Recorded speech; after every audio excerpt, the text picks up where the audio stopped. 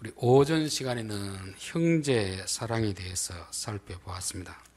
가장 좋은 관계로 하나님 우리에게 주셨는데 그냥 형제가 되는 것이 아니고 부모님에 의해서 우리의 의지와 상관없이 형제가 되지만 노력해야 형제다워진다고 했습니다. 형제는 다른 관계와 다르게 수직적인 관계도 있고 수평적 관계도 있습니다. 형제지만 나이 차이가 있고 질서가 있잖아요. 그렇죠? 형이 있고 동생이 있듯이 수직적 관계에 있습니다. 그렇다고 해서 세상적 군대식 개념으로 상화를 생각하면 안 됩니다. 하나님 마음으로 수직적 개념을 봐야 됩니다. 그게 바로 아버지의 마음입니다. 아버지와 아들은 수직적 관계이지만 아버지가 자식에게 강요하지 않잖아요. 큰 자가 작은 자를 섬기는, 어린 자식들을 위해서 자기를 희생하는 마음, 이게 아버지가 하는 일이고 형이 해야 될 일입니다. 또 하나는 수평적 개념이 있습니다.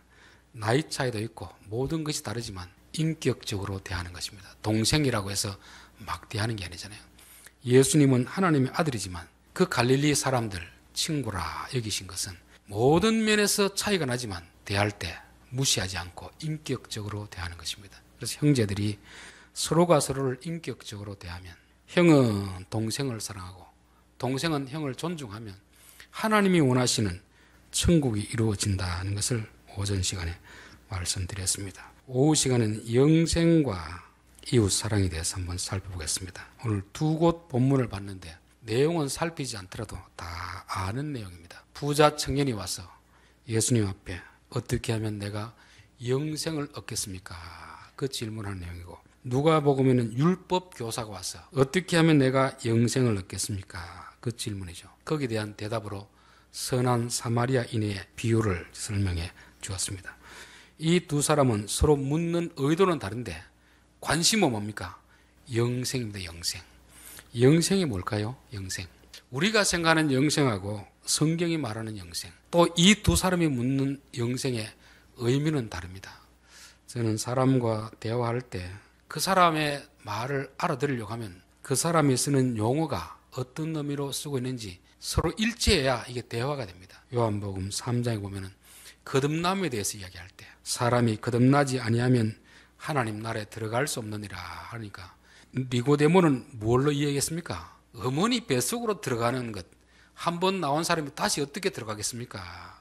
근데 예수님은 하늘로부터 나야 된다. 땅에서부터 나는 게 아니고 하늘로부터 나야 되는 걸 말씀하는데 니고데모는 어머니 뱃속에서 나는 것으로 오해를 하는 거죠. 그 뒤에 요한복음 4장에 보면은 수가성 우물가 여인과 대화할 때도 똑같은 일이 일어나고 있습니다. 여인은 입으로 들어가는 물, 그 물을 구하고 있는데 예수님은 그 물이 아니라 우리 마음속에 들어가는 성령님을 가지고 말씀하고 있습니다. 똑같은 물을 말하는데 말하는 사람과 듣는 사람이 서로 다른 주제를 가지고 이야기하는 것입니다. 그럴 때 예수님은 너희들 그것도 못 알아먹느냐 핀잔을 주지 않고 나중에 뭐라고 하겠습니까? 들을 귀 있는 자는 들을지어다. 못 알아듣더라도 때가 되면 알아듣겠지. 그렇게 넘어가는 것입니다. 오늘 여기도 마찬가지입니다. 두 대상자가 영생에 대해서 묻는데 이들이 생각하는 영생하고 성경이 말하는 영생은 다릅니다. 우리가 생각하는 영생은 뭡니까? 영원토록 오래 사는 것이요. 영원토록 오래 사는 것. 마치 중국의 진시황이 불로초를 구해서 죽지 않고 영원히 살겠다고 하는 그런 식의 삶을 영생으로 그렇게 오해하고 있는 것입니다. 여기 이 사람들도 마찬가지입니다. 영생은 지금 있는 이 세상에서 자기가 가진 것을 기득권을 누리면서 영원히 살고 싶어하는 그 마음이 지금 부자 청년이 말하는 영생, 또 율법 교사가 말하는 영생입니다. 성경이 말하는 영생은 조금 다른 것입니다. 요한복음 17장 3절에 보니까 영생은 곧 유일하신 참 하나님과 그가 보내신 자 예수 그리스도를 아는 것이라. 영생은 하나님과 예수님을 아는 것이라고 했습니다. 여기서 안다는 것은 지식적으로 아는 것을 말하지 않습니다. 우리가 이제 인터넷에 누구 치면은 그 사람의 나이가 어떻고 학력이 어떻고 다 나오잖아요. 그건 지식적으로 아는 것이지 우리가 그 사람을 아는 것이지 그 사람이 우리를 아는 것이 아닙니다. 성경이 안다고 할 때는 서로가 서로를 아는 것입니다. 내가 그 사람을 알고 그 사람이 나를 알고 마치 부부관계처럼 가족처럼 아는 것이잖아요. 제가 설교를 하더라도 여러분들은 저를 저희 가족이 저를 아는 만큼 모릅니다. 지식적으로 보이는 면만 아는 거죠. 진짜 잘 아는 사람은 함께 사는 사람들, 가족들이 아는 그런 단계를 말하는 것입니다. 그래서 여기서 영생이라는 것은 하나님을 알고 예수님을 알고 그분과 같이 살아가는 그 상태를 영생이라 말하는 것입니다. 우리가 흔히 이제 영생이라고 할 때는 구원이라는 말과 유사한 단어입니다. 또 천국이라는 말과 거의 비슷하다고 쓰이고 있습니다.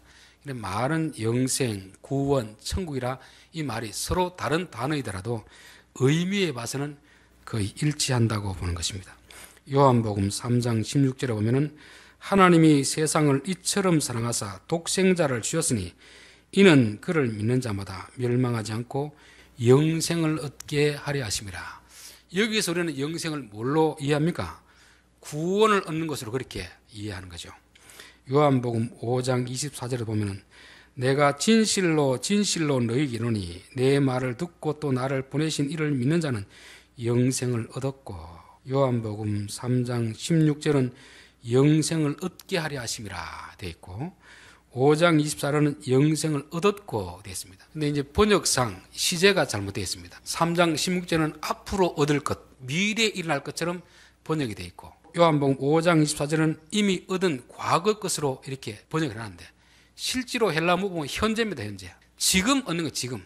여러분 우리가 천국이라고 할 때 지금 갑니까? 죽어서 갑니까? 죽어서 가는 걸 생각하면 우리는 성경이 말하는 천국을 오해하고 있는 것입니다. 지금 예수의 생명을 가지고 예수님과 살아가는 그 상태가 영생을 가지고 사는 것이고, 이 땅에서부터 천국을 누리며 살아가는 것입니다. 그 예수님의 마음으로 살아가는 것입니다.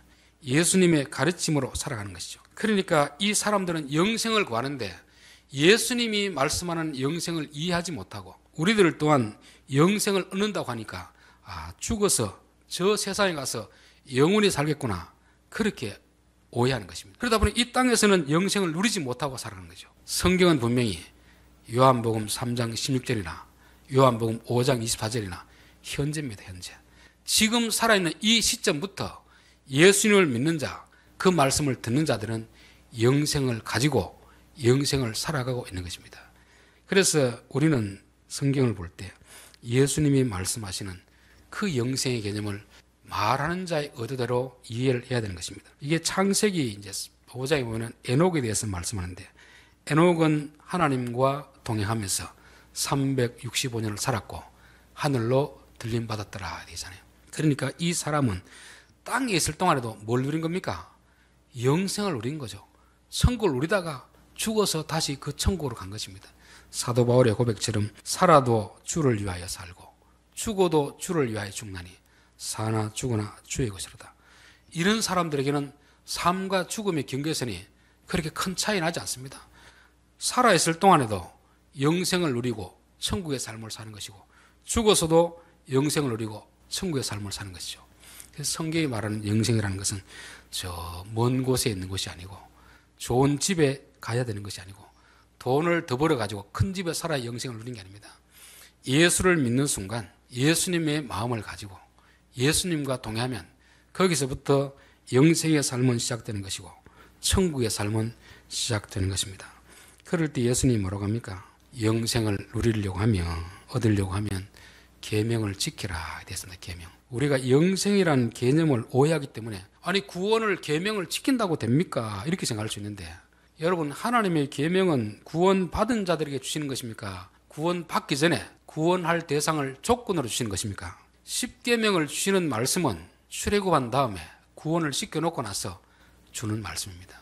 그 말씀은 출애굽했다고 해서 구원은 받았지만 영생의 삶을 누릴 수도 있고 누리지 못할 수도 있습니다. 그러니까 영생을 누리기 위해서는 이미 구원받은 자들이 계명을 지켜야 된다, 그렇게 말씀하고 있습니다. 여러분, 두 사람, 사랑하는 사람이 결혼을 했습니다. 결혼했다고 행복하겠습니까? 불행할 수도 있겠습니까? 불행해질 수도 있겠죠.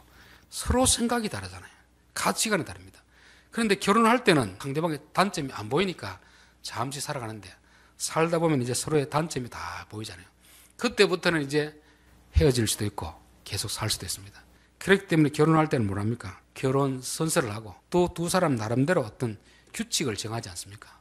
남자가 좋아하는 것, 싫어하는 것, 여자가 좋아하는 것이라는가, 그걸 서로 정하는 것입니다. 우리가 혼자 살 때는 내가 하고 싶은 대로 하면 되는데 둘이 살 때는 최소한 공통 분모를 놓고 서로가 싫어하는 건 하지 맙시다, 서로가 좋아하는 걸 합시다, 그렇게 해놓고 그 계명을 지키면 결혼해서도 행복하지만 이게 안 지켜지면 이거는 결혼 생활이 불행해지는 것입니다. 구원이라는 것도 저는 마찬가지라 생각합니다. 예수님이 은혜로 우리를 구원해 주지만 그렇다고 해서 곧 천국이 이루어지는 게 아닙니다. 천국이 이루어지도록 하기 위해서 계명을 지키라, 계명. 즉 영생은 구원받은 자들이 천국의 삶을 누리게 하는 그 비결이 바로 말씀을 지키는 것입니다. 그래서 순종은 해도 되고 안 해도 되는 게 아니고, 순종을 하면 예수 믿는 사람들이 하나님과 동행할 수 있는 것이고 천국의 삶을 누리는 것이고, 순종하지 않으면 마치 결혼했는데 자기 하고 싶다는 것입니다. 상대방이 싫어하는 일을 계속하면 결혼했지만 신부는 부부인데 마음은 이미 남남이 되어 있는 그런 관계입니다. 그래서 여기 있는 사람도, 부자 청년도 나름대로 계명을 다 지켰습니다. 그럴 때 예수님이 한 가지 부족한 것이 있다. 한 가지 부족한 것. 재물을 팔아서 가난한 자들에게 주라고 했습니다.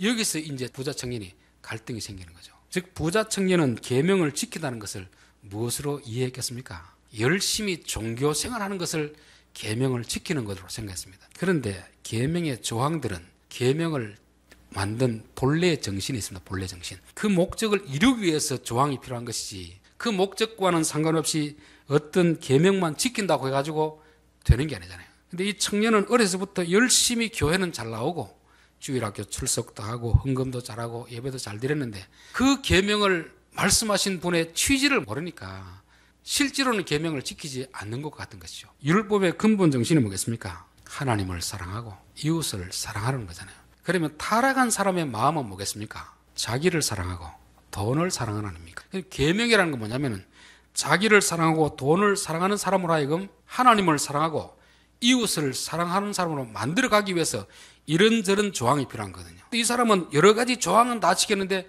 궁극적인 목적지는 도달하지 못하는 것입니다. 그게 바로 가난한 자들에게 돈을, 재산을 팔아서 가난한 자들에게 주라고 하니까 못 주는 거 아닙니까?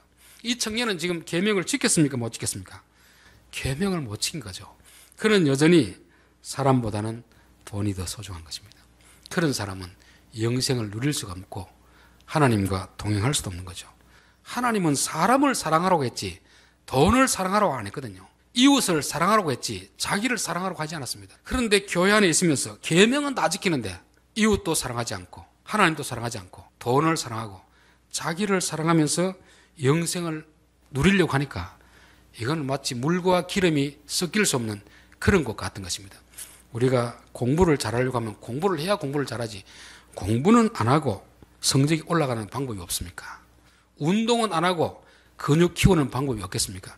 그거는 있을 수가 없는 것입니다. 근육을 키우려면 남다른 피나는 훈련해야 되는 것이고 남들보다 성적이 올라가려고 하면은 공부를 더 열심히 해야 이게 되는데 오늘날 마귀는 어떻게 합니까? 내게 와서 절만 하면 된다는 것입니다. 이게 거짓말이잖아요. 그렇죠?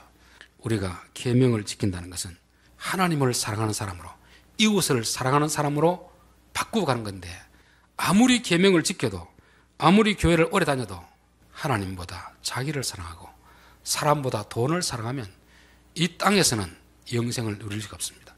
하나님과 동행하는 같은 방향을 가지고 가야 영생이 이루는데 하나님은 지금 앞으로 가는데 우리는 뒤로 가면서 어떻게 동행할 수가 있겠으며 어떻게 영생을 누릴 수가 있겠습니까? 그래서 부자 청년은 간절히 원했는데 하나님과 다른 길을 가기 때문에 영생을 누릴 수가 없는 것입니다.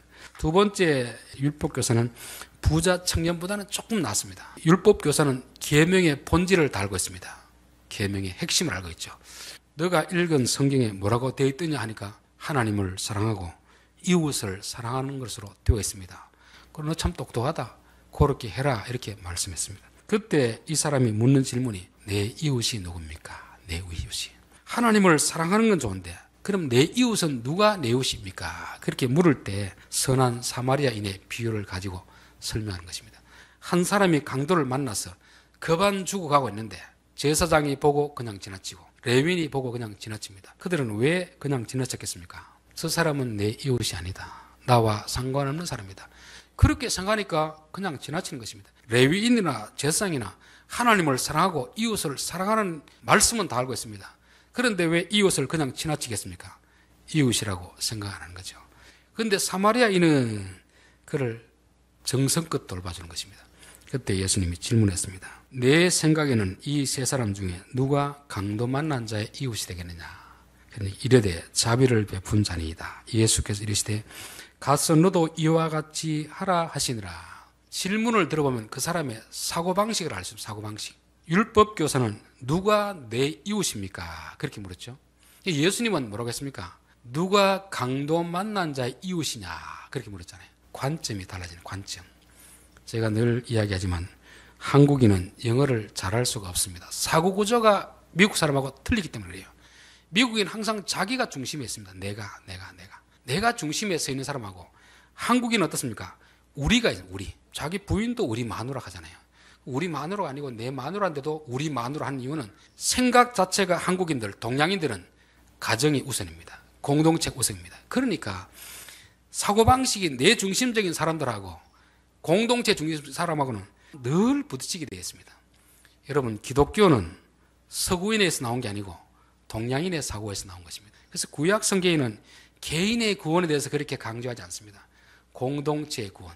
그 마을 속에 속하느냐, 마을 밖을 쫓겨나느냐, 이게 구원으로 설명하고 있거든요. 그래서 예수 믿는다는 것은 생각이 바뀌게 됩니다. 지금까지는 내 중심적으로 내게 누가 이웃이냐 이렇게 질문하며 살았는데 예수님은 누가 강도 만난 자 이웃이냐, 상대편의 입장에서 이웃을 설명하는 거죠. 그래서 우리 성도들이 항상 생각해야 되는 것이 항상 내 기준으로 뭘 생각하면 안 됩니다. 우리는 예수를 믿고 나서도 이게 내게 돈이 되는가 안 되는가, 내게 손해가 되는가, 이걸 가지고 생각하잖아요. 그러면 우리는 아직까지도 예수님 마음이 없습니다. 내가 조금 힘들더라도 내가 이 일을 하면 공동체에게 덕이 될 것인가 안 될 것인가, 공동체에 유익이 된다고 하면 내가 좀 손해를 보더라도 그 일을 하는 것입니다. 우리 옛날 어르신들의 사고방식이 그거 아니었습니까? 가정에서 자식을 많이 놓으면 부모들이 고생할 걸 다 알잖아요. 그래도 힘이 들더라도 가정을 위해서 부모가 희생하는 것입니다. 요즘은 이제 사고방식이 어떻습니까? 자기들을 위해서 자식을 안 낳습니다. 그러니까 기독교 복음이 들어와도 개인주의가 들어오니까 진짜 하나님 나라는 이루어지지 않는 것이고, 오늘날 교회도 마찬가지입니다. 왜 사람들이 큰 교회로 모이겠습니까? 신앙생활은 하고 싶고 자기 희생은 하기 싫은 것입니다. 편안하게 구경만 하고 싶은 것이죠. 그러나 그렇게 해서는 하나님의 마음과는 정반대이기 때문에 하나님과 동행할 수도 없는 것이고 천국의 삶을 경험할 수도 없는 것입니다. 우리 고린도 후서 5장을 한번 보겠습니다. 고린도 후서 5장 15절부터 보겠습니다. 그가 모든 사람을 대신하여 죽으심은 예수님이 우리를 위해서 자기 목숨을 내놓았다는 말입니다. 왜 죽었느냐 하면 살아있는 자들로 하여금 다시는 그들 자신을 위하여 살지 말고, 지금까지는 사람들이 다 누구를 위해 살았습니까? 자기를 위해, 내가 중심이잖아요. 나를. 이게 육신의 생각입니다. 모든 것이 내 기준으로 살아왔던 사람들에게 이제는 너희 자신을 위해 살지 말고 오직 그들을 대신하여 죽었다가 다시 살아나신 이를 위하여 살게 하려 하심이라. 하나님을 위해 살게 하라는 거거든요. 하나님을 위해 살게 한다는 것은 하나님 자신을 위해 살게 하는 게 아닙니다. 하나님 말씀을 따라 사는 것인데, 하나님 말씀이 뭡니까? 결국 다른 사람을 섬기며 살는 게 하나님 말씀이잖아요. 그래서 이것을 다시 우리식으로 번역하면 이제부터는 더 이상 너 자신을 위해 살지 말고 공동체를 위해 살라고 그렇게 자기 목숨을 내어준 것입니다.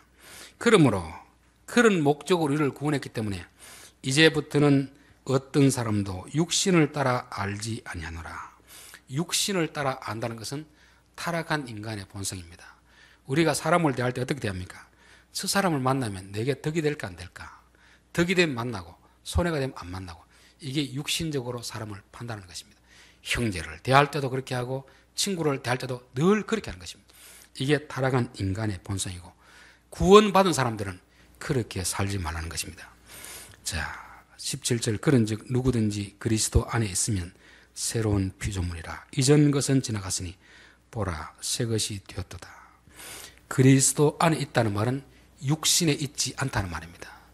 타락한 인간의 본성을 가지고 사람을 대하는 것이 아니고 그리스도의 마음을 가지고 사람을 대한다는 것입니다. 그리스도의 마음이 어떤 것이죠? 자기를 희생시켜서 다른 사람을 살리는 것이 그리스도의 마음이 아닙니까? 그럼 우리가 새로운 사람이 된다는 것은 뭐 겉모습을 꾸민다고 새로워지는 게 아니고 속 사람이 바뀌는 거 아닙니까? 속 사람. 생각이 바뀌는 거죠.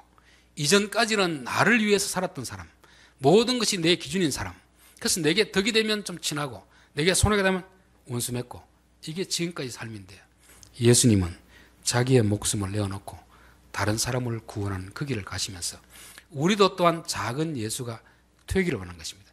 그러니까 그리스도 예수 안에 있으면 그리스도의 마음을 가지고 사람들을 대하면 이제 비로소 새로운 피조물이라, 그렇게 말씀하는 것입니다.